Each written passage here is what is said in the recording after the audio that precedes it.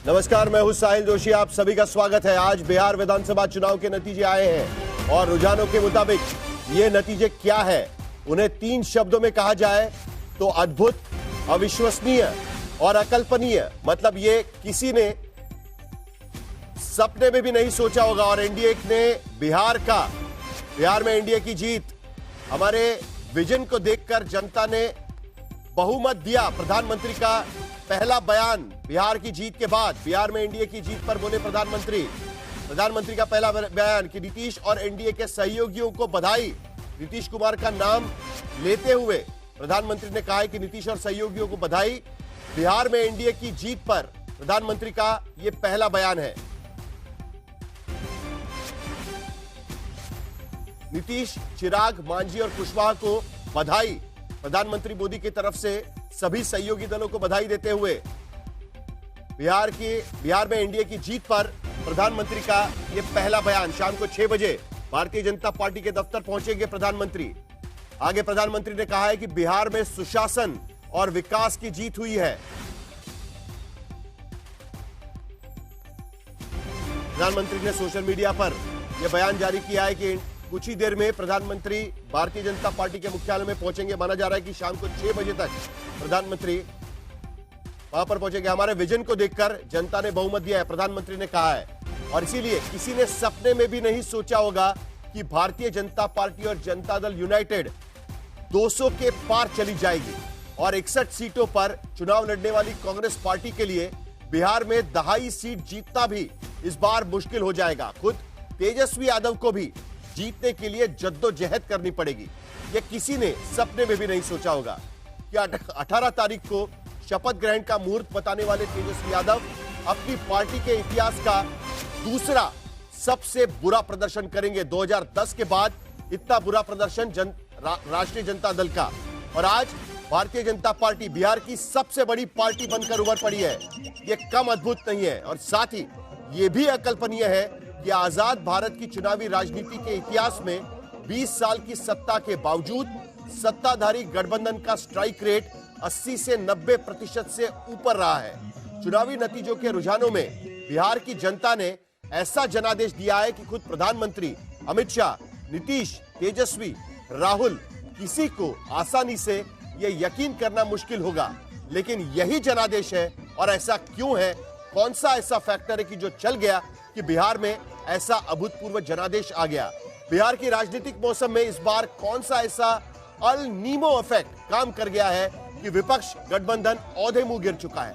अमित शाह ने इस घुसपैठ, तुष्टीकरण और जंगल राज के खिलाफ और एसआईआर के खिलाफ समर्थन में बिहार का जनादेश बताया है। तो कांग्रेस के नेता अहमद पटेल की बेटी मुमताज पटेल ने कहा है कि दूसरे पर आरोप लगाने से काम नहीं चलेगा, कांग्रेस को अंदर खाने झांकने की जरूरत है। और वैसे पटना में नतीजों के बाद सियासी हलचल भी तेज हो चुकी है।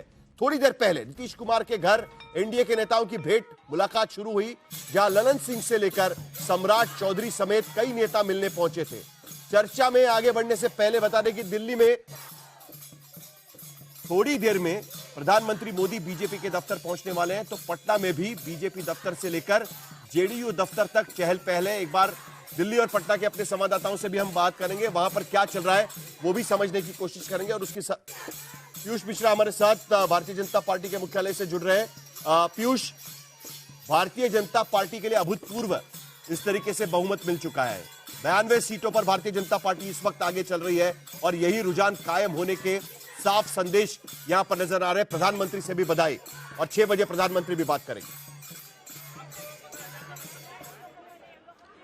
जी बिल्कुल साहिल, 6 बजे प्रधानमंत्री भी वहां पर बात करेंगे दिल्ली में। लेकिन पटना में जोश और उत्साह वो थमने का नाम नहीं ले रहा है। और महिलाओं में और साथ साथ जो कार्यकर्ता अलग अलग हिस्सों से बिहार के यहाँ पर पहुंचे हैं, उनमें काफी जोश यहाँ पर देखने को मिल रहा है। बाहर की तस्वीर पहले मैं आपको दिखा दूं। देखिए वहां पर एक तरफ जहां पर बम पटाखे जलाए जा रहे हैं, वहीं दूसरी ओर कार्यकर्ता यहाँ पर इकट्ठे हो गए, क्योंकि कुछ देर में सम्राट चौधरी भी यहाँ पर आकर कार्यकर्ताओं को संबोधित करेंगे। और कुछ महिलाएं मेरे साथ है, क्योंकि ये जरूर कहा जा रहा है साहिल की महिलाओं ने जो वोट बढ़ चढ़कर दिया, उस वोट की वजह से ही एनडीए को इतना बम्पर समर्थन जो है वो मिला है।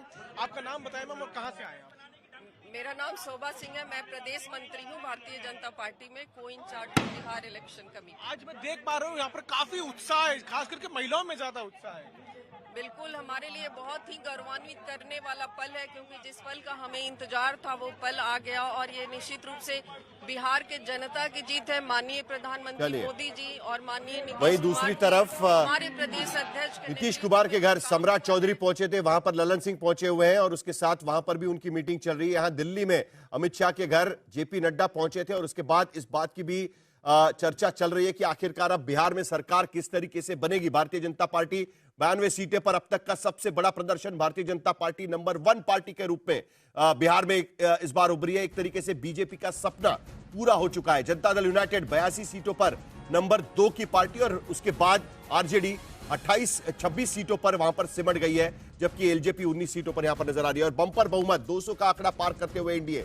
तमाम मेहमान हमारे साथ जुड़े हैं, हम ये भी समझने की कोशिश करेंगे कि क्या चला क्या नहीं चला बिहार के भीतर। डॉक्टर सुधांशु त्रिवेदी राज्यसभा के सांसद और national spokesperson Bharatiya Janata party से, राजीव रंजन जनता दल यूनाइटेड के प्रवक्ता इसमें जुड़ रहे हैं, मृत्युंजय तिवारी आरजेडी के प्रवक्ता इस चर्चा में शामिल हो रहे हैं, सुनील राजपूत कांग्रेस की तरफ से अपनी भूमिका रखेंगे और यहां पर स्टूडियो में मेरे साथ में आशुतोष विनोद अग्निहोत्री वरिष्ठ पत्रकार और पॉलिटिकल एनालिस्ट, प्रोफेसर संगीत रागी पॉलिटिकल एनालिस्ट मेरे साथ जुड़ रहे हैं, शशि शेखर वरिष्ठ पत्रकार भी हमारे साथ में जुड़ेंगे और नीतू चंद्रा जी के पास भी हम चलेंगे। लेकिन सबसे पहले जरा समझने की कोशिश करते हैं कि बिहार के भीतर क्या चीजें चली जिसके वजह से ये बहुमत मिला और क्या चीजें नहीं चली जिसके वजह से महागठबंधन 34 सीटों पर सिमटता नजर आ रहा है। जरा वो एक बार ग्राफिक चला दे तो हम जरा लोगों को बता दीजिए। पहली बात, महिलाओं को 10,000 रुपए नकद मिले, बात चल गई और इसका असर सीधे सीधे हम देख सकते हैं कि इस नतीजों में पड़ता हुआ 202 सीटों की तरफ ले जाते हुए। कौन सी चीज नहीं चली? महिलाओं को 30,000 रुपए देने का वादा जो आरजेडी ने बाद में किया था और कहा था कि एक मुश्त 30,000 रुपए की कीमत दी जाएगी। 5 साल में 1 करोड़ नौकरी के रोजगार का वादा जो उनके घोषणा पत्र में डाला गया था नहीं चल पाया। उसके आधार पर 1% वोट पिछली बार के मुकाबले महागठबंधन का बढ़ता हुआ, लेकिन उसके बावजूद वो काम नहीं कर पाया। लेकिन उसके बाद 5 साल में 1 करोड़ रोजगार देने का वादा जो एनडीए का वादा वो चल पाया, लेकिन 20 महीने में 2 करोड़ सरकारी नौकरी देने का वादा नहीं चल पाया।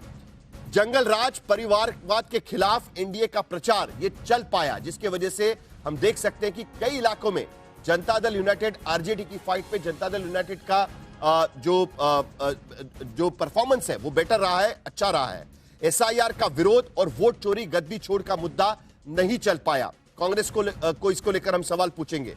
सीमांचल में ओवैसी फैक्टर चल गया। आज की स्थिति में 6 सीटों पर एआईएमआईएम बढ़त बनाए हुए हैं, जबकि चुनाव में पीके का एक्स फैक्टर नहीं चल पाया। 3.5% वोट लेकर प्रशांत किशोर की पार्टी सिमट गई है। आखिर में एनडीए में गठबंधन का मैनेजमेंट, जिस तरीके से एलजेपी को गठबंधन में लाना, उपेंद्र कुशवाहा को गठबंधन में लाना, सीट शेयरिंग करना, उसके साथ साथ सीट शेयरिंग के बाद जो रिबेल्स है उनको बिठाना, या अमित शाह की स्ट्रेटेजी, ये सारी चीजें चल पाई। लेकिन महागठबंधन में एकजुटता नहीं हो पाई। कई जगह पर फ्रेंडली फाइट एंड मूवमेंट पर डिक्लेयर किया गया कि तेजस्वी यादव मुख्यमंत्री पद के उम्मीदवार रहेंगे और उसके बाद मुकेश सहनी को मुख्यमंत्री पद और बाकी सारी चीजें उनकी घोषणा हुई, लेकिन जमीन पर उनका वो गठजोड़ उस तरीके से शायद नहीं दिख पाए, जिसकी वजह से वो बात भी यहां पर नहीं चल पाई। सुधांशु त्रिवेदी, क्या जो मुद्दे हम यहां पर रख रहे हैं कि जो चीजें चल पाई आज की स्थिति में, किस पर सेहरा बांधेंगे आप? क्या आपको लगता है कि ये मुद्दे चल पाए? देखिए, सर्वप्रथम तो मैं आज 14 नवंबर है और देश के प्रथम प्रधानमंत्री पंडित जवाहरलाल नेहरू जी का जन्मदिवस है और जिसे हम बचपन से बाल दिवस के रूप में मनाते रहे हैं। और सवेरे सवेरे नीतीश कुमार जी के ट्वीट पर बहुत से लोगों ने अपनी हसरतों का महल सवेरे की किरण के साथ बनाना शुरू किया था। शाम होते होते वो नाकामी के मजार में तब्दील होता चला जा रहा है और मैं बाल दिवस की विशेष रूप से शुभकामना दूंगा पूरे देश को, कांग्रेस पार्टी को और अत्यंत विशेष रूप से श्री राहुल गांधी जी को भी और तेजस्वी जी को भी। और मैं किसी का नाम नहीं ले रहा हूं, दर्शक अपने स्वविवेक से निर्णय ले। इस चुनाव ने दिखाया है कि बाल बुद्धि की उच्छृंखलता और प्रधानमंत्री श्री नरेंद्र मोदी जी और नीतीश कुमार जी के शासन की परिपक्वता दोनों के बीच का अंतर बिहार की जनता भली भांति समझती है। बिहार की वह धरती जो मां सीतामढ़ी की धरती है, सीता जी की धरती और भगवान बुद्ध की धरती है, उसे बुद्धू बनाने का जो प्रयास किया गया, मुझे लगता है उसका मुंह तोड़ जवाब जनता ने दिया है। अब जहां आपने फैक्टर की बात कही है, मैं ये बात आपसे कहना चाहूंगा कि एक बहुत स्पष्ट रूप से हमें समझने की आवश्यकता है। इस चुनाव में हम जीते हैं साहिल जी, और बहुत शानदार जीते हैं। शायद लोगों की जो अपेक्षा थी उससे अधिक जीते हैं, पर इसका एक दूसरा निष्कर्ष समझिए।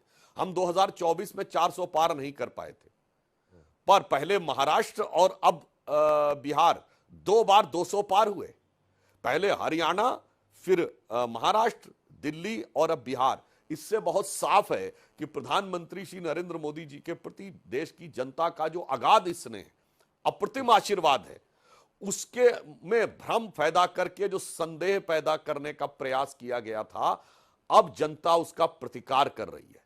जो कसक रह गई थी 2024 के लोकसभा में, उसको जनता सिलसिलेवार तरीके से राज्य दर राज्य उसका निराकरण कर रही है, और जो ठसक लोगों के दिल में आ गई थी उनका भी समुचित इलाज कर रही है। अब यहां पर मैं एक बात और कहूंगा अंत में। देखिए, हम जीते हैं मगर हमें बहुत चिंता हो रही है। साहिल जी, आप कहेंगे चिंता किस बात की? अरे, राजनीति किस स्तर पर आई बिहार में? शुद्ध मां की गाली दी जाएगी और उसके बाद उसका भी बचाव किया जाएगा। कोई आके इतना बड़ा झूठ बोलेगा कि हर परिवार के एक व्यक्ति को सरकारी नौकरी, मतलब झूठ बोलने के सारे कीर्तिमान तोड़ दिए जाएंगे। जातिगत वैमनस्य पैदा करने की सीमा तक कि भारत की सेना में भी जाति की खाई और जाति का विष बीज कैसे पनपाया जा सके, उस सीमा तक होगा।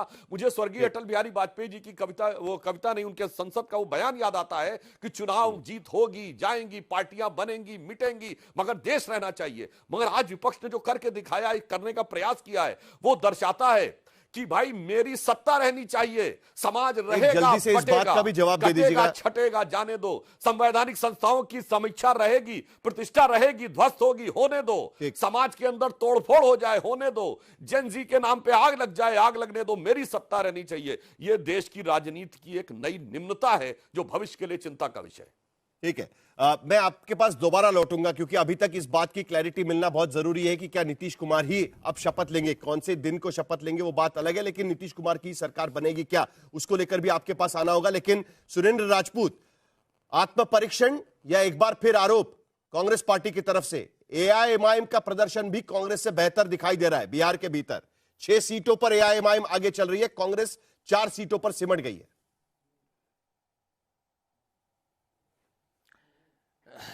आज भारतीय जनता पार्टी का दिन है साहिल, तो सबसे पहले सुधांशु यहां बैठे हैं, इनको भारतीय जनता पार्टी की अप्रत्याशित जीत जो हमें पच नहीं रही है उसकी बधाई। ये चुनाव लोकतंत्र के लिए भले ही अशुभ हो, लेकिन हां भारतीय जनता पार्टी के लिए बहुत शुभ है। इसको अपनी जगह पर आप कहिए जनादेश है क्या है, या ज्ञानेश कुमार जी का आदेश है, इस बात को हम अभी आत्मचिंतन भी करेंगे और अपनी कमजोरियों का भी आत्मचिंतन करेंगे। ऐसा नहीं है कि हमारी कमजोरियां नहीं है, हमारी कमजोरियां भी रही होंगी कि हम आपकी चीजों को नहीं पकड़ पा रहे हैं। अब एक चीज तो तय है, आप इस चीज को देखिए, हम आज किसी उस पर नहीं बात करेंगे 10,000, 20,000, 30,000, 40,000, ये सब, इन सब चीजों पर बात नहीं करेंगे। चुनाव हो चुका है, लेकिन चुनाव के प्रतिमान क्या रहे हैं, मैं आपको एक छोटा सा उदाहरण देता हूं। 20 या 21 राउंड तक तेजस्वी यादव 11,265 वोटों से पीछे थे। 11,265 से नोट करिएगा। और साहिल भाई 22वें राउंड में तेजस्वी यादव 8,500 वोटों से आगे हो जाते। एक राउंड में कितने वोट पड़ते हैं, कितने वोट गिने जाते हैं, सारी चीजें आप देख लीजिएगा। ये अविश्वसनीयता जो चुनाव आयोग कर रहा है, इसका छोटा सा उदाहरण जो हमारे पक्ष का है, हमारे पक्ष का है, ये आपके सामने नजर आ रहा है, सामने दिखाई दे रहा है। आप चुनाव आयोग की अभी क्या कहना चाह रहे हैं ना, तो आप आपके काउंटिंग एजेंट वहां पर बैठे हुए हैं सुनील राजपूत जी, ऐसा नहीं है। आपके काउंटिंग एजेंट वहां पर बैठे हुए हैं, अगर गलत हो रहा है तो वही के वही चुनाव का जो काउंटिंग है वो रोका जा सकता है। आपको भी पता है कि चुनावी प्रोसेस किस तरीके से चलती है। जो बम्पर वोटिंग हुआ है वो भी आप देख सकते हैं। सलील भाई, सलील भाई, मैं तो फिर से आपसे एक ही बात कहता हूं ना कि चुनाव का जो भी चीजें हैं वो रोकी जा सकती हैं, की जा सकती हैं, क्या किया जा सकता है। हमारी बम्पर वोटिंग तो 10% अभी और होनी चाहिए थी। खैर, हम इस बात पर नहीं आते, हमने तो भारतीय जनता पार्टी को पहले ही बधाई दे दी। लेकिन एक चीज जरूर है कि जहां पर स्ट्राइक रेट्स 101 में से 92 सीटें भारतीय जनता पार्टी जीत रही है, तो ये आज के विश्लेषण के लिए मैं आपके ऊपर छोड़ता हूं। सुधांशु जी को तो बधाई है, बिल्कुल, जिसको कहना अनकंडीशनल बधाई है सुधांशु जी को।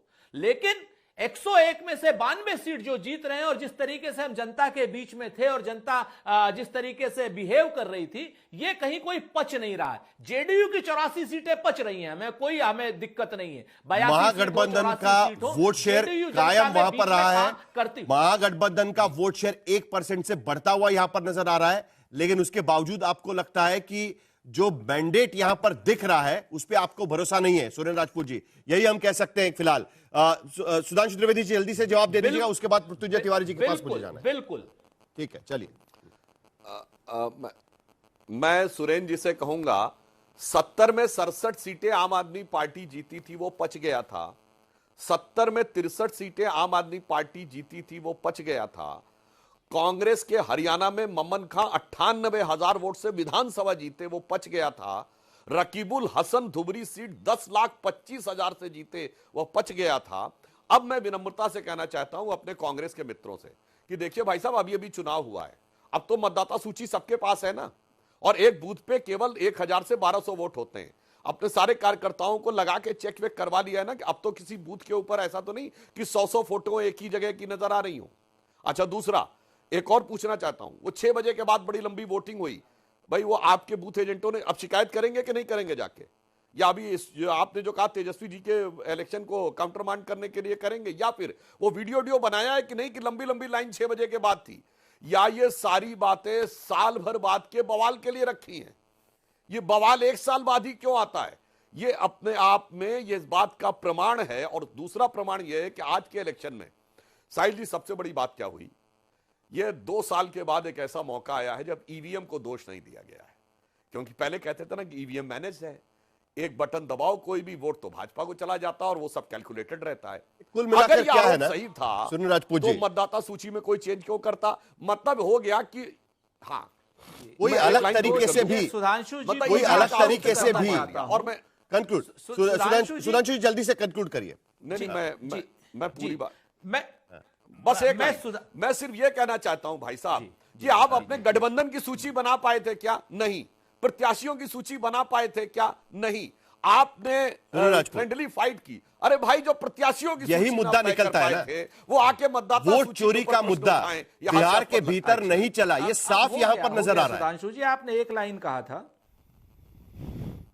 2 चीजें हैं, हमारा तो गठबंधन, हमारी तो केमिस्ट्री या हमारी फिजिक्स या मैथ नहीं चली है, तो सबको दिखाई दे रहा है। इस बात को लेकर के मैं तो आपको अपनी कमियां कमजोरियां स्वीकार तो कर रहा हूं, लेकिन मैं आपको सिर्फ इतना बता दूं कि सुधांशु जी, आप इस बार 1 साल का इंतजार नहीं करेंगे, आप चिंता मत कीजिए। आप हमें यह बताइए कि हरियाणा में गलत क्या था? क्या ब्राजीलियन मॉडल 22 जगह घुसपैठ की थी या नहीं की थी? आप इसको हवा में क्यों उड़ा रहे? आप ये बताइए कि यूपी के सरपंच ने हरियाणा में वोट किया था या नहीं किया था? आप इसको हवा में क्यों उड़ा रहे हैं? आप प्रश्नों को हवा में मत उड़ाइए। वो बात ठीक है, इस पर एक अलग से चर्चा होगी, और हमने पहले भी उस पर चर्चा की है जब राहुल गांधी ने इस पर प्रेस कॉन्फ्रेंस करी थी। लेकिन आज बिहार के चुनाव के नतीजे आए हैं, उसमें आप हरियाणा की चर्चा तो नहीं कर सकते। आज तो बिहार में जो आपकी हार हुई है, जो आपका रिपीट नहीं हो पाया है परफॉर्मेंस, उस पर भी तो चर्चा होनी चाहिए। अच्छा, ऐसा मैं तो कह रहा हूं, हम तो अपनी कमजोरी तो स्वीकार कर रहे हैं, लेकिन हम मतदान की बेईमानी भी तो बात नहीं करेंगे क्या? सुधांशु जी अगर ये बात कहते हैं कि 67 है या 70 में से 63 है, रकीबुल हसन है या हमारे यहां पर मेवाती है जहां पर भारतीय जनता पार्टी का शासन है, वहां पर अगर हमारे लोग जीत रहे हैं, तो आप तो इनके पेट में दर्द हो रहा है। हम तो यहां पर व्यवस्था की बात कर रहे हैं, संस्था की बात कर रहे हैं, संस्था के ऊपर प्रश्न उठा रहे हैं। भारतीय जनता पार्टी को तो बधाई दे रहे हैं। जल्दी से राजीव रंजन जी, आपकी प्रतिक्रिया। नीतीश कुमार क्या एक बार फिर मुख्यमंत्री बनते हुए हमें नजर आएंगे? सुधांशु जी, आता हूं आपके पास, जल्दी से उनकी प्रतिक्रिया लेना जरूरी है, क्योंकि नीतीश कुमार को भी बधाई प्रधानमंत्री दे रहे हैं। यहां पर नीतीश कुमार ही एक बार फिर अब बिहार के मुख्यमंत्री बनते हुए नजर आएंगे हमें। देखिए, बिहार के मुख्यमंत्री नीतीश कुमार जी ने जनता के लिए काम किया। जो असंख्य उपलब्धियां हैं, जिस तरह से विकास के कार्य हुए, जनता ने उसको सराहा, अपना जनादेश दिया।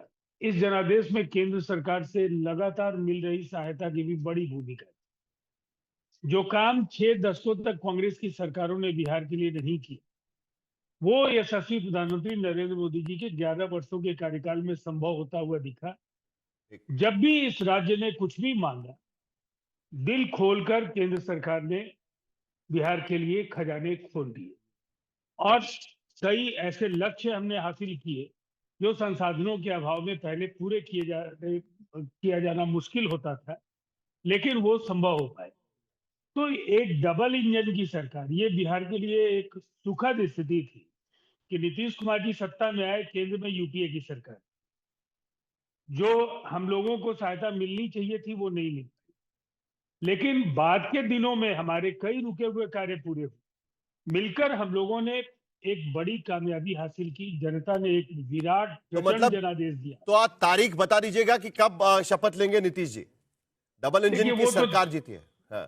वो तो तारीख तय हो पा रही है? नहीं, वो तेजस्वी जी बताते रहे हैं। हमारे यहाँ तो बातचीत से सब चीजें तय होती है और इतना तो अच्छा तय होना बाकी है कि तारीख तय होना बाकी है राजीव जी? सब कुछ तय हो जाएगा, मिलकर बात करेंगे। अभी तो चुनाव में सब लोग लगे थे।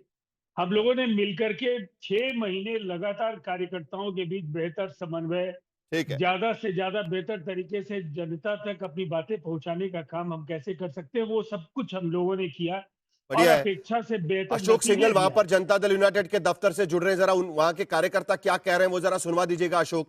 कि क्योंकि अभी थोड़ी देर पहले सम्राट चौधरी भी आकर मिलकर गए नीतीश कुमार जी से और ललन सिंह वहां पर पहुंचे हुए हैं, बाकी उनकी मीटिंग भी वहां पर चल रही है। उसकी भी जानकारी दे दीजिएगा कि आखिरकार क्या हो रहा है उस मीटिंग में, क्या सोचा जा रहा है।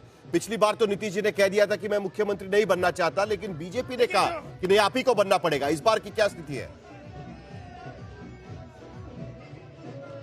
देखिए साहिल, इस टाइम मैं जेडीयू दफ्तर में हूँ। यहाँ पे महिलाएं भी डांस कर रही है। देखिए पूरा सेलिब्रेशन चल रहा है और होली खेली जा रही है, पूरा दिवाली जगमगा रहा है। पूरा का पूरा जेडीयू दफ्तर लाइटिंग कर दी गई है और जैसे ही रुझान एनडीए के पक्ष में है और जेडीयू जीत रही थी लगातार, तब से सेलिब्रेशन शुरू हो गया था। लेकिन बात की जाए नीतीश कुमार के मुख्यमंत्री है कि बिल्कुल बीजेपी चाहती है कि नीतीश कुमार मुख्यमंत्री रहे और उनको ही मुख्यमंत्री बनना पड़ेगा। बीजेपी भी चाहती है और पहले भी जब बीजेपी की सीटें ज्यादा आई थी और जेडीयू की कम थी पिछली बार, तब भी बीजेपी ने नीतीश कुमार को ही मुख्यमंत्री बनाया था, क्योंकि ये कंबाइंड एनडीए की जीत और नीतीश कुमार की लीडरशिप में ये चुनाव लड़ा गया था। राजीव रंजन क्या कह रहे थे? लगातार बीजेपी इससे पहले के बयान आपके पास आ रहे हैं, क्योंकि अभी खबर तो आगे बढ़ेगी। अब जो नतीजे हैं वो दिख रहे हैं साफ तौर पर। भारतीय जनता पार्टी को अभूतपूर्व इस तरीके से सीटें मिली है। 2010 का उनका परफॉर्मेंस को लांघ कर वो आगे बढ़ चुके हैं। आज की स्थिति में आप नीतीश कुमार को मुख्यमंत्री बनते हुए नजर आने के लिए चर्चा से बात होगी इसके आगे? नहीं, यकीनन नीतीश कुमार को मुख्यमंत्री 2-3 वजहों से बनना चाहिए। एक तो उनको आगे करके चुनाव लड़ा गया और दूसरी बात ये कि नीतीश कुमार सिर्फ कोई एक नेता नहीं है। हाँ। नीतीश कुमार वहां पे अगर देखा जाए तो सामाजिक परिवर्तन के संवाहक है और ये बात नीतीश कुमार की हमेशा दर्ज रहेगी। और मैं हमेशा इस बात को कहता हूं, मैंने बिहार को निचले पायदानों से बदलते हुए देखा है, लेकिन नीतीश कुमार पर एक आरोप ये भी है कि उनके रहते औद्योगिकरण और लोगों को नौकरी का उतना व्यवस्था नहीं हो पाई, पर महिलाओं की जिंदगी में उन्होंने बड़ा परिवर्तन किया और एक अच्छी जगह जहां महिलाएं ठीक तरीके से रह रही। नौकरी का मुद्दा नहीं चला? नहीं, नौकरी का मुद्दा नहीं चला। नौकरी का मुद्दा वो कर नहीं पाए, लेकिन नौकरी का मुद्दा दूसरे लोग भी खड़ा नहीं कर पाए। ठीक है, जैसे खड़ा करना चाहिए था। आप तुरंत आखिरी एक वाक्य, अगर आज बीजेपी चाहे तो सरकार बना सकती है उनके बिना भी, क्योंकि जो अभी तक के रिजल्ट दिख रहे हैं उसमें बहुमत का आंकड़ा आता है। लेकिन बीजेपी ऐसा करेगी नहीं जहां तक मैं समझता हूं, क्योंकि नीतीश जी आने वाले दिनों में मुझे लगता है कि अभी पटना में हमें कुछ घटनाक्रम देखने को मिल सकता है। अच्छा, आप प्रेडिक्ट कर रहे हैं?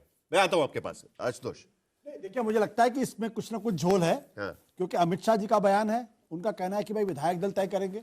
आपको याद होगा ललन सिंह का भी बयान है कि अमित शाह जी ने यह कहा है कि विधायक दल बैठ के तय करेंगे अगला मुख्यमंत्री कौन होगा अगर एनडीए की सरकार बनती है। उसके बाद तो क्लैरिफाई कर दिया था ना। उसके बाद धर्मेंद्र प्रधान ने कहा कि भाई कोई वैकेंसी नहीं है और वही मुख्यमंत्री होंगे। लेकिन अभी जब आपने राजीव रंजन जी से सवाल किया तो उन्होंने बोला हम लोग बैठ के तय करेंगे। अगर बैठ के तय करना है, ये शब्द अगर इस्तेमाल हो रहा है, होना जी भाई नीतीश कुमार के नेतृत्व में लड़ा गया है, धर्मेंद्र प्रधान ने ये बात कही है, तो मुख्यमंत्री की शपथ नीतीश कुमार जी लेंगे या तारीख के बारे में बताते हैं। मेरा एक सवाल इस बात को लेकर यह है कि जब वहां भारतीय जनता पार्टी नंबर 1 की पार्टी है, लगातार दूसरी बार नंबर 1 की पार्टी एनडीए में बनी हुई है, तो क्या भारतीय जनता पार्टी बार बार नीतीश कुमार को मुख्यमंत्री बनाएगी या कभी अपने लिए भी मुख्यमंत्री की कुर्सी की तलाश करेगी?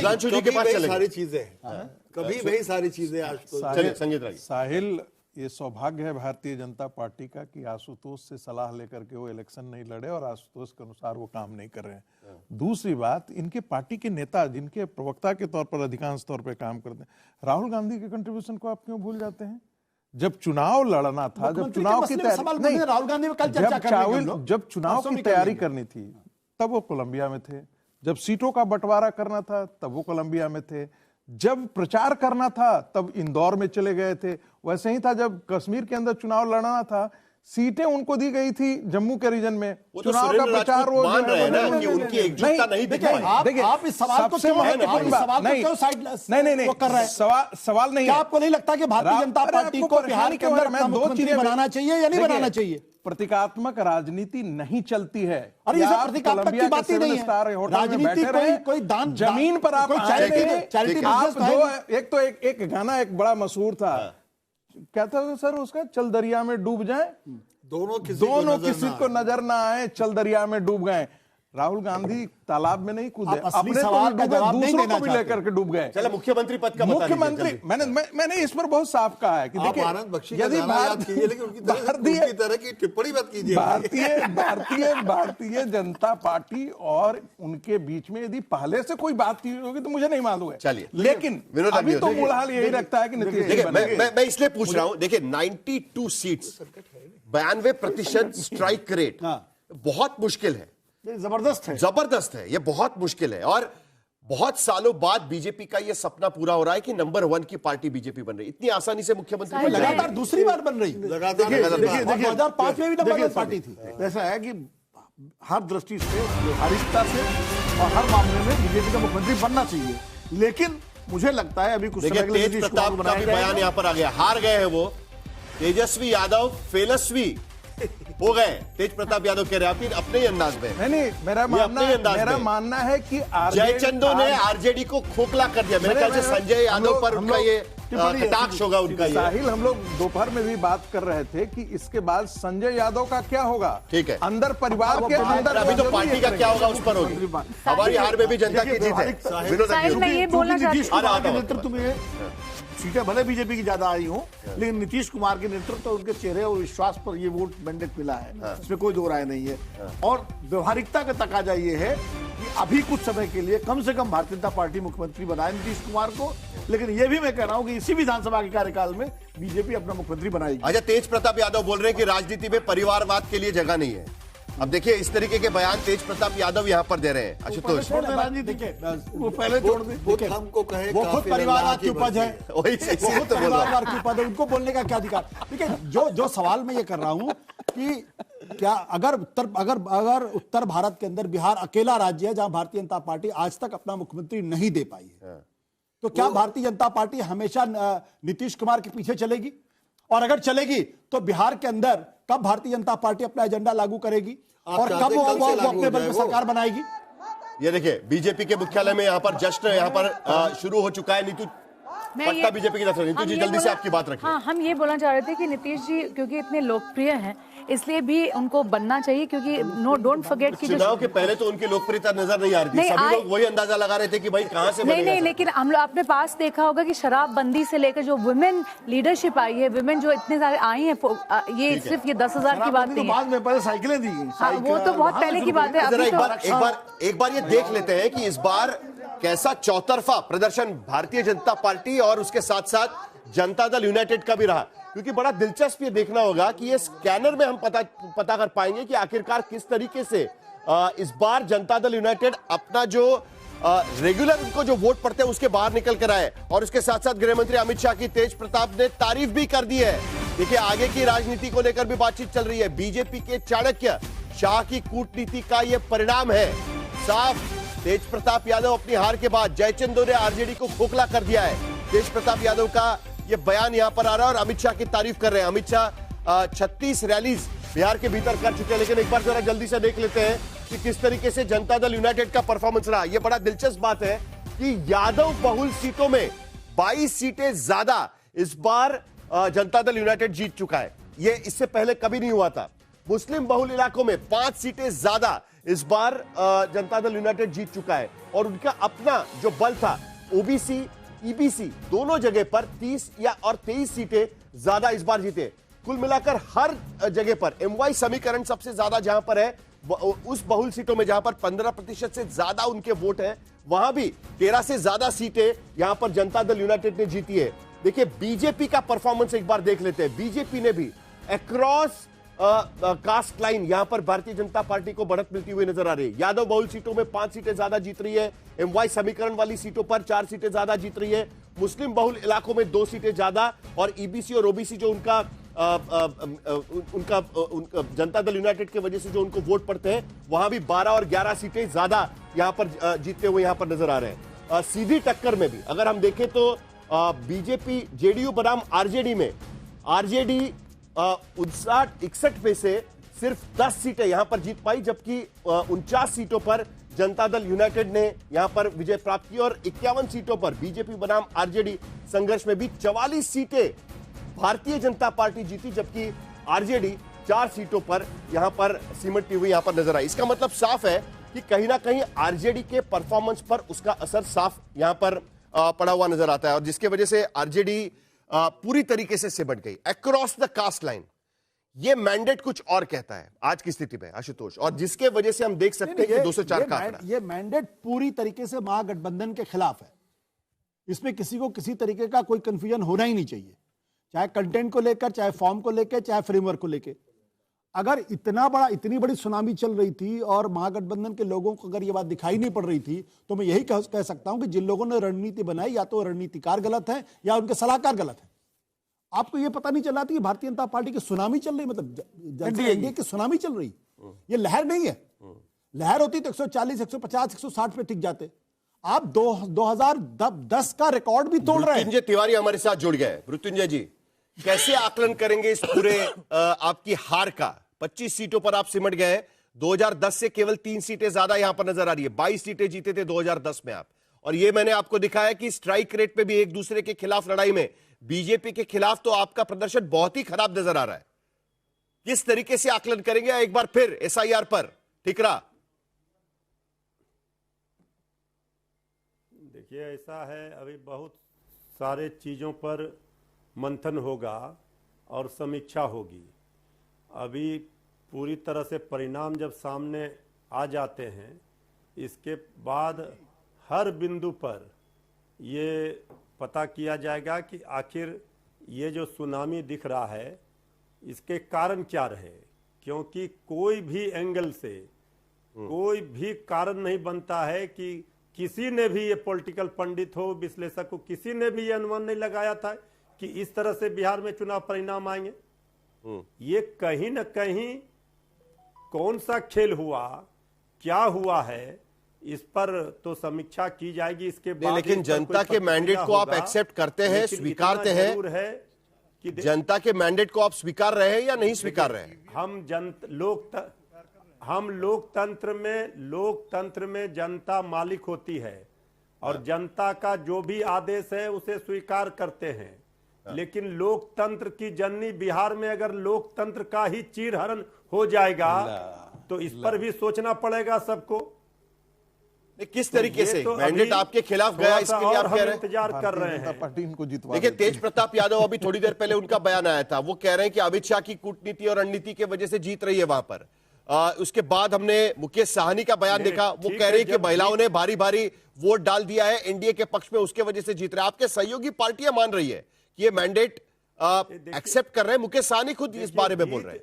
जब जीत होती है, देखिए साहिल जी, जब जीत होती है, चाहे खेल में हो चाहे राजनीति में हो, तो हर अच्छाई उसमें नजर आती है, जो हारती है उसमें बुराई नजर आती है।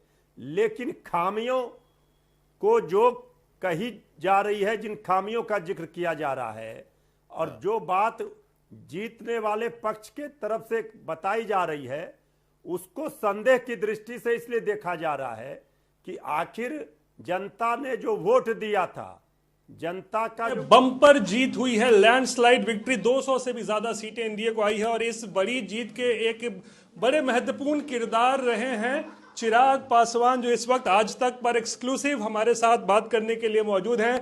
चिराग, ये बताइए, क्या माने, आपके लकी मैस्कट हैं आप, क्या हैं, हनुमान हैं, क्या हैं? इतनी जबरदस्त परफॉर्मेंस एनडीए का और आपकी पार्टी का भी। मैं बिल्कुल मानूंगा कि कहीं ना कहीं मेहनत रंग लाती है, एकजुटता रंग लाती है, विनम्रता रंग लाती है। एक तरफ एक ऐसा गठबंधन जो घमंड में था, और मैंने बार बार इस बात को कहा था रोहित भाई, जब आपसे भी मेरी ऑफ द रिकॉर्ड जब बातचीत होती थी, सो आई मेंशन दिस कि मेरी इस बात को हमेशा हाईलाइट किया जाता है कि 2020 में चुनाव लड़के मैंने जनता दल यूनाइटेड को नुकसान पहुंचाया, पर मैंने फायदा किसको पहुंचाया? वो राष्ट्रीय जनता दल को उस वक्त उस परिस्थिति का लाभ हुआ था, जिसकी वजह से वो इस अहंकार में आ गए थे कि बिहार की जनता ने उन्हें सबसे बड़ी पार्टी चुना, सबसे ज्यादा विधायक चुने। मैंने उस वक्त भी ऑन रिकॉर्ड, मेरे पिछले भी इंटरव्यूज अगर आप अपने साथ निकालेंगे तो I mention this on record कि अगर उस वक्त हम लोग यूनाइटेड एनडीए 2020 में भी लड़ता तो राजद 25 सीटें पार नहीं कर पाती।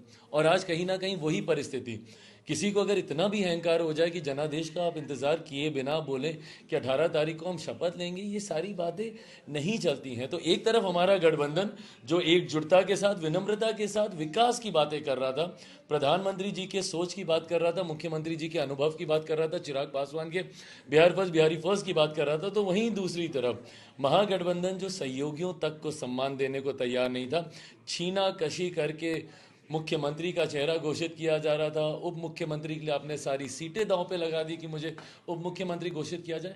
जनता इन बातों को सहज स्वीकार नहीं करती और ये नुकसान उनको हुआ। चिराग, कौन से फैक्टर्स आपको रहता है कि मतलब आपको लगता है इंपॉर्टेंट रहा जिसकी वजह से इतनी बड़ी जीत जो है वो मिली है? मेरे प्रधानमंत्री जी पे देश बिहार की जनता का विश्वास, पिछले 11 सालों में जिस तरीके से प्रधानमंत्री जी के नेतृत्व में जन कल्याण की योजनाओं को धरातल पर उतार कर, भले लाख कोई बोले पर जात पात धर्म मजहब से उठकर हम लोगों ने उन योजनाओं को धरातल पर उतार कर देश की एक बड़ी आबादी को इसका लाभ भी मिला। 25 करोड़ से ज़्यादा लोग गरीबी रेखा से बाहर निकले। पिछले 1 साल सवा साल में जब से तीसरी बार हमारी सरकार बनी केंद्र में, मेरे प्रधानमंत्री जी का 12-13 बार चुनाव से पहले बिहार आना, लाखों करोड़ों की परियोजनाओं को ना सिर्फ बिहारियों के लिए समर्पित करना, उनका शुभारंभ करना, बल्कि उद्घाटन करना। जिस तरीके से मेरे प्रधानमंत्री जी के शब्दों में बोलूं तो नरेंद्र और नीतीश दोनों की जोड़ी ने एकजुटता दिखाने का काम किया। डबल इंजन की सरकार सही मायनों में क्या होती है, पिछले सवा सालों में जनता को समझ में आया। जिस तरीके से बिहारी फर्स्ट की सोच का समावेश एनडीए गठबंधन के भीतर हुआ, मैं मानता हूं ये तमाम फैक्टर कलेक्टिवली रिस्पॉन्सिबल रहे इस जीत के लिए। पहली बार आपकी पार्टी के भी जो इतने सारे विधायक है, तकरीबन 19-20 तो अभी लग रहा है, वो विधानसभा में बैठेंगे? बिल्कुल बैठेंगे, और ये सही आप बोल रहे हैं, एक लंबे समय के बाद, बल्कि शायद पहली बार अपने विधानसभा का अपने विधानसभा का पिछले बार, क्योंकि पिछली बार रिजल्ट आ गया था बट वो विधानसभा तक नहीं जा पाए थे। विधानसभा में उनकी शपथ नहीं हुई थी 20 साल पहले की जो परिस्थितियां बनी थी। तो इस बार ये संख्या जाएगी और सरकार का एक मजबूत हिस्सा हम लोग होने जा रहे हैं। क्या लगता है जंगल राज एक बहुत बड़ा फैक्टर क्या रहा इस पूरे चुनाव में? प्रधानमंत्री ने इसको लेकर जबरदस्त मुद्दा बनाया था, क्या वो डर आज भी लोगों के मन में है? एब्सोल्युटली है। और भाई आप इनकी हरकतें भी देखें ना, चुनाव के दौरान जिस तरीके से हार को समीप देख के, अब कल राजद के नेताओं का ये कहना कि भैया नेपाल बना दिया जाएगा तो बांग्लादेश बना दिया जाएगा तो श्रीलंका बना दिया जाएगा, मतलब आप अराजकता के पक्षधर हैं ना, तभी ये सोच आपके जहन में आती है। हार को समीप देखकर सपने में भी एनडीए के किसी घटक दल के जहन में ऐसी बातें नहीं आएंगी। तो ये आपकी संस्कृति का हिस्सा रहा है जिसका समय समय पर आपने परिचय देने का काम किया अपनी हार को समीप देखते हुए। और मैं ये मानता हूँ कि जो हम लोग एम्पलीफाई कर रहे थे जंगल राज फर्स्ट टाइम वोटर्स, मुझे लगता है उनके परिवार में हर वो परिचित व्यक्ति है जिसने अलग अलग कालखंड में उस जंगल राज का से उनका परिचय हुआ होगा। And is the reason why the first time voters also realise the importance कि ये डबल इंजन की सरकार आना कितना जरूरी है और जंगल राज का दूर रहना कितना जरूरी है। अब इससे ज्यादा कोई क्या धराशायी होगा? महागठबंधन इज प्रैक्टिकली कोलैप्स्ड। 2010 की स्थिति हो गई है। और नीतीश कुमार, टाइगर जिंदा है, टाइगर अभी जिंदा। तो टाइगर जिंदा है। चिराग पासवान यहां पर कह रहे हैं, क्या उसको लेकर नीतीश कुमार दोबारा मुख्यमंत्री बनेंगे उसको लेकर चर्चा होती रहेगी। लेकिन आज अब एक खास मेहमान मेरे साथ जुड़ रहे हैं, उदय शंकर, वाइस चेयरमैन जियो स्टार के, मीडिया जगत की एक बड़ी हस्ती इस वक्त जुड़ रही है। उदय जी, क्या मैं आपको एक बिहारी के तौर पर भी इंट्रोड्यूस कर सकता हूं? आप बिहार को काफी नजदीक से जानते हैं, इसीलिए सवाल सबसे पहले तो पूछना चाहूंगा कि क्या मैं आपको उस तरीके से इंट्रोड्यूस कर सकता हूं। और दूसरी बात, 20 साल के बाद भी नीतीश कुमार एक बार फिर जीत हासिल करते हैं 80 से 90% का स्ट्राइक रेट के साथ में, यह क्या दिखाता है? ये दिखाता है कि पॉलिटिक्स में छवि कितनी अहमियत है। नीतीश कुमार एक साफ सुथरे, ईमानदार, सक्षम चीफ मिनिस्टर माने जाते हैं और उनकी ये छवि शुरू से रही है और उन्होंने इतने साल पावर में रहने के बावजूद उस छवि को धूमिल नहीं होने दिया और उसकी लोगों ने अहमियत को समझा है। दूसरी चीज, उन्होंने जो उनका फोकस शुरू से पिछले 20 साल में जब से वो आए हैं, उनका जो फोकस कुछ खास ग्रुप्स पे रहा है, उसमें मोस्ट नोटेबली जो महिलाओं पे रहा है। वो जिस तरह से उन्होंने, ये आज सब लोग बात कर रहे हैं कि उन्होंने 10,000 रुपये महिलाओं को दिए, लेकिन ये पहली बार नहीं है जबकि उन्होंने महिलाओं को एक as a group, as a lobby treat किया है और उसके बाद उनके लिए काम किया है। उन्होंने महिलाओं को शुरू से लड़कियों को साइकिल देना और उनके पढ़ाई की व्यवस्था करना और इन सारी चीज़ों पे जो काम किया है कहीं ना कहीं, और उसके साथ साथ जो दूसरा एक सुरक्षा का माहौल बिहार में उनके इस 20 साल में आया, सब कुछ गड़बड़ होने के बावजूद लोग शायद बेहतर, ज़्यादा सुरक्षित महसूस करते हैं अपने आप को और इस सुरक्षा की भावना से औरतों को सबसे ज़्यादा रीअश्योरेंस मिला है। तो मुझे लगता है कि इन सब चीज़ों का उनको लाभ मिला है। और दूसरी चीज़, जो प्राइम मिनिस्टर मोदी ने जो कैंपेन में एक बिहार के लिए एक जो नया विज़न प्रस्तुत किया है और जो उन्होंने कहा है कि बिहार को डेवलप करना चाहिए और उसके लिए वो करेंगे, तो कहीं ना कहीं लोगों को ये भी लगा है कि अगर ये हुआ तो उनकी अपनी स्थिति, उनकी अपनी डेस्टिनी सुधरेगी। तो दोनों जो एनडीए अलायंस है उसमें प्राइम मिनिस्टर का विजन और उनका कमिटमेंट जो उन्होंने डायरेक्टली लोगों के साथ कम्युनिकेट किया और नीतीश कुमार जी की छवि और उनका काम अब तक का, आप जानते हैं कि ब्रांड बनाए रखना बहुत मुश्किल काम होता है और पॉलिटिक्स में खास करके ब्रांड बनाए रखना बड़ा मुश्किल काम होता है। मुझे पता है कि आप हर चुनाव में उस जगह पर 20-25 दिन घूमते हैं, लोगों के साथ बातचीत करते हैं, अलग अलग जो स्टेक होल्डर्स हैं उनके साथ भी आपकी बातचीत होती है। इस बार भी आप बिहार गए थे, ये ब्रांड कैसे मेंटेन किया गया, आप उसको किस तरीके से देखेंगे? देखिए, ब्रांड के पीछे क्रेडिबिलिटी होना बहुत जरूरी है। सिर्फ कैंपेन करने से या एड चलाने से ब्रांड तो बनता नहीं, लोगों को ब्रांड में भरोसा होना चाहिए और वहीं वो भरोसा सामने आया है। इस चुनाव के दौरान भी हमने देखा, सबसे खास बात जो हमको दिखी कि 20 साल सरकार में रहने के बावजूद कहीं पे भी वो एंटी इनकम्बेंसी नहीं थी सरकार के खिलाफ, एनडीए जी के खिलाफ या अलायंस के खिलाफ। लोगों को निराशाएं थी, बेरोजगारी और उनकी हालत नहीं सुधरी है, वो शिकायतें कर रहे थे, लेकिन गुस्सा नहीं था सरकार के खिलाफ आमतौर पे, और वो एक बड़ा फैक्टर था। तो ब्रांड में जो नीतीश कुमार जी ने जब शुरू से जब वो आए और उन्होंने लोगों को कहा था कि बिहार को सुरक्षित बनाएंगे, माहौल सुधारेंगे, लोगों की स्थिति सुधरेगी, वो सब उन्होंने किया और लोगों को कहीं ना कहीं भरोसा लगा कि शायद जो उनके पास ऑप्शंस हैं उसमें एनडीए अलायंस सबसे बेहतर ऑप्शन है उन चीजों को डिलीवर करने के लिए। धन्यवाद सर, आपने आपकी बात यहां पर रखी इसके लिए। और बहुत दिलचस्प बात है कि 20 साल के बाद भी नीतीश ब्रांड आज की स्थिति में भी बिहार में एक ऐसा ब्रांड बना हुआ है कि जिसके आधार पर लोग अभी भी यहां पर वोट कर रहे हैं। आप देखते रहिए आज तक, देश का सर्वश्रेष्ठ न्यूज चैनल।